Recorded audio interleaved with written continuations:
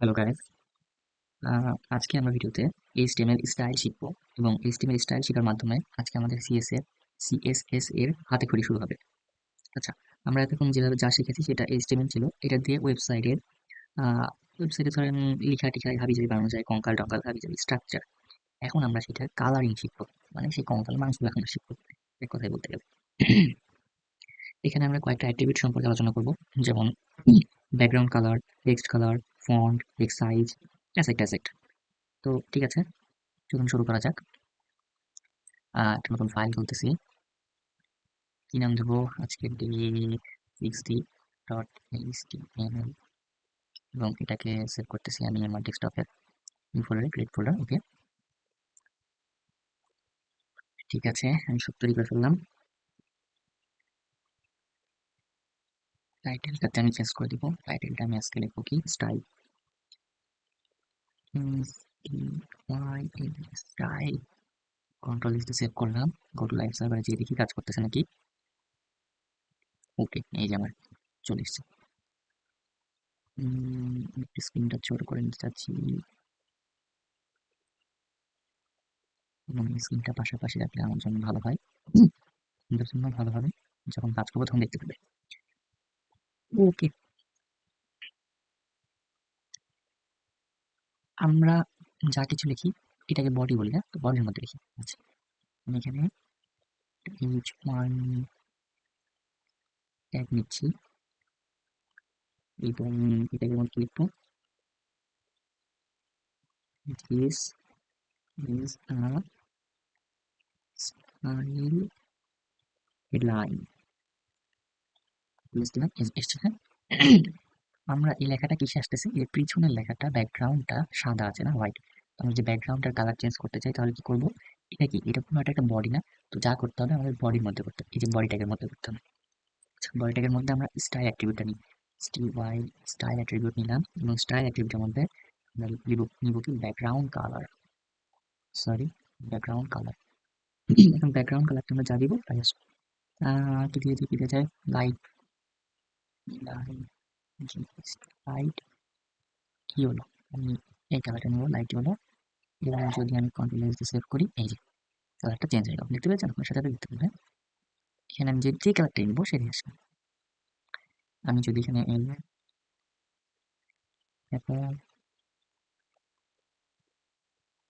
Light pink নেই, pink change হয়ে গেল। তো আমরা দেখলাম যে কিভাবে ব্যাকগ্রাউন্ডের কালারটা চেঞ্জ করবো। এখন যদি আমরা এই যে এই টেক্সটটা, মানে ব্যাকগ্রাউন্ডের উপরে যে হেডলাইন আছে, হেডলাইনের টেক্সটটা যদি কালার চেঞ্জ করতে চাই, তাহলে অবশ্যই আমরা কি করেছি, ব্যাকগ্রাউন্ড কালার জন্য বডির মধ্যে লিখেছিলাম। হেডলাইনের টেক্সটটা চেঞ্জ করার জন্য আমরা অবশ্যই হেডলাইনের মধ্যে স্টাইলটা নিব না, স্টাইল অ্যাট্রিবিউট নিব এবং কালার অ্যাট্রিবিউট, কালার এবং কালার অ্যাট্রিবিউটের মধ্যে কালার নামটা লিখে দেবো। সাপোজ আমরা ব্লু, ব্লু কালারটা নিলাম, হ্যাঁ। কন্ট্রোল এসে দেখি, এই যে সঙ্গে সঙ্গে হেডলাইনের কালারটা চেঞ্জ হয়ে গেল। তো এগুলোই মূলত হলো সিএসএস এর কাজ। সিএসএস এইভাবে কালারিং করে। আচ্ছা, আমি যদি এটার ফন্টটা চেঞ্জ করতে চাই তাহলে কি করবো, ফন্ট লিখবো, font font family, font family এবং ফন্ট ফ্যামিলিতে কি ফন্ট নেবো, এরিয়াল ফন্টটা নিই, এরিয়াল। এবং যদি সেভ দিই, এই যে ফন্টটা চেঞ্জ হয়ে গেল, দেখছেন? সঙ্গে সঙ্গে দেখা গেল ফন্ট চেঞ্জ হয়ে গেল। আচ্ছা, আর কি করা যাবে, আর কি করা যাবে, আচ্ছা, টেক্সটটাকে যদি আমরা এই যে ডান সাইডে আছে, এই টেক্সটের ডান সাইডে আছে, এই টেক্সটটা যদি আমরা সেন্টার নিতে চাই তাহলে কি করতে হবে, আর যদি আমরা রাইট সাইড নিতে চাই তাহলে স্টাইলের মধ্যে আমরা আরেকটু লিখবো কি, টেক্সট অ্যালাইন, টেক্সট হাইপেন দিয়ে অ্যালাইন, টেক্সট অ্যালাইন দিয়ে এই যে এসছে, হ্যাঁ, যে দেখতে পাচ্ছেন সেন্টার, ইন, জাস্টিফাই, লেফট। আমি যদি সেন্টার দিই এবং কন্ট্রোল এস দিই, এই যে টেক্সটটা সেন্টারে চলে এসছে, হ্যাঁ। এবং এইটা যদি আমি সেন্টার না দিয়ে যদি আমি রাইট দিই, রাইট দিই, তাহলে এটা কি হবে, এই যে রাইট সাইডে চলে আসবে টেক্সটটা, একদম রাইট সাইডে। এবং তাহলে বুঝতে পারছেন লেফট দিলে লেফট সাইডে আসবে।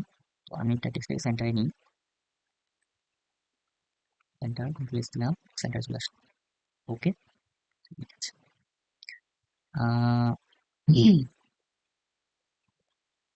আচ্ছা, আমি আরেকটা কি দেখাবো, স্প্রেডশিটটা কি দেখাবো? ঠিক আছে, আমি আরেকটা প্যারাগ্রাফ লিখছি, হ্যাঁ?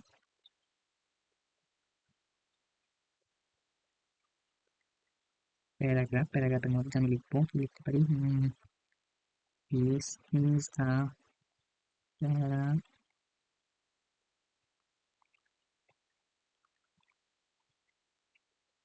প্যারাগ্রাফ। ওকে, কটা লিস্ট দিলাম, একটা প্যারাগ্রাফ চলে এসেছে না? ছোট্ট করে একটা প্যারাগ্রাফ চলে এসেছে। এখন যদি আমি প্যারাগ্রাফের এটা কালার চেঞ্জ করতে চাই,